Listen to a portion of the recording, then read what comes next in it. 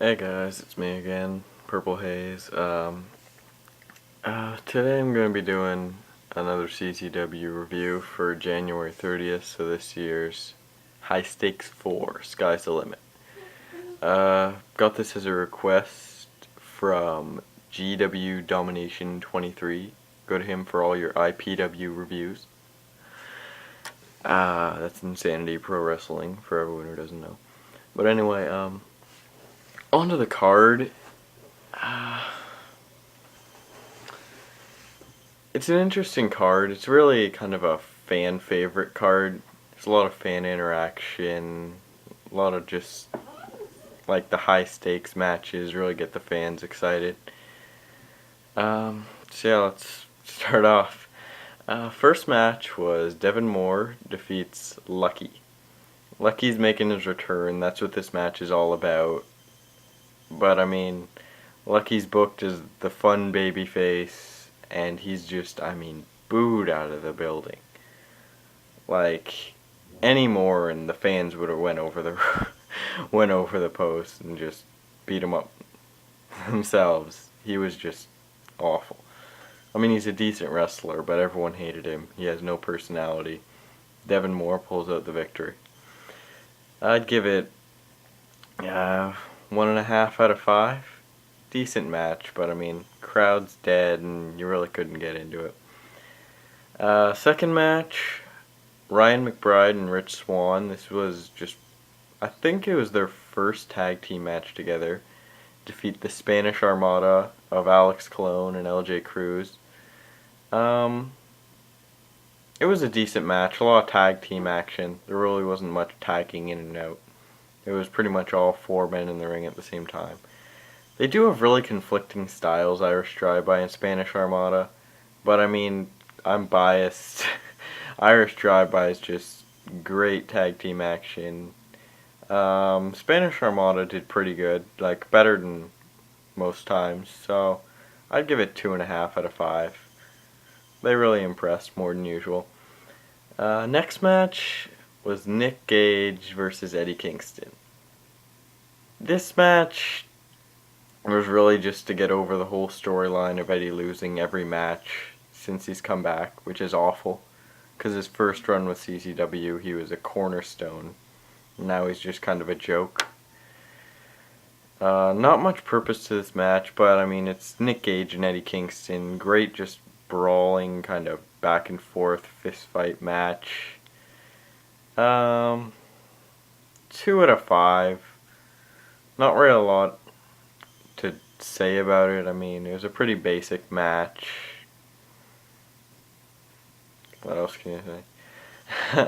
Fourth match was JC Bailey versus OMG.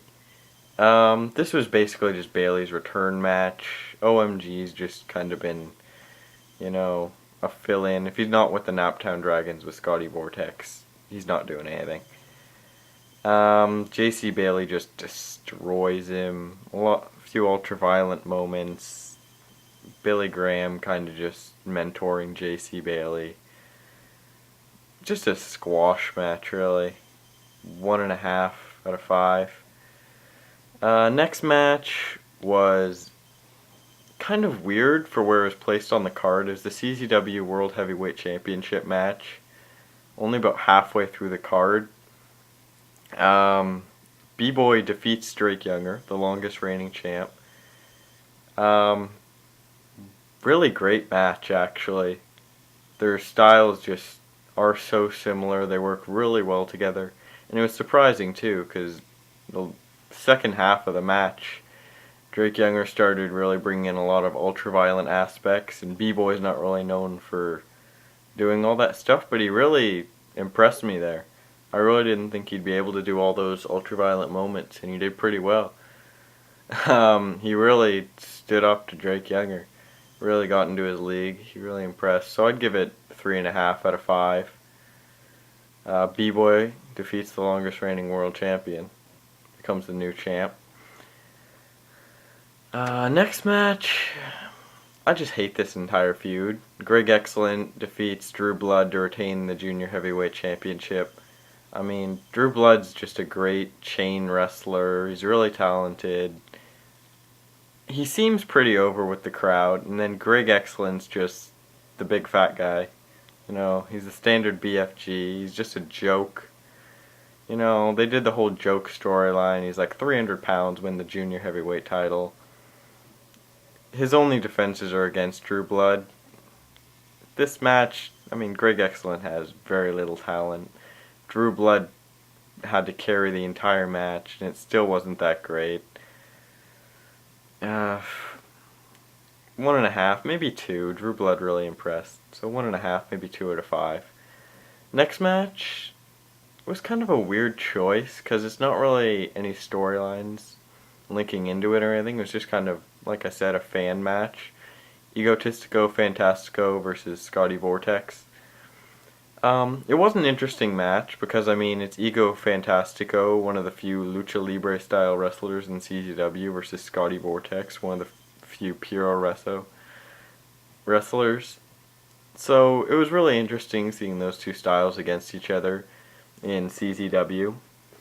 Good match. Both of them are just really talented.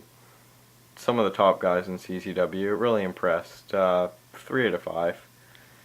Next match was the first high stakes match.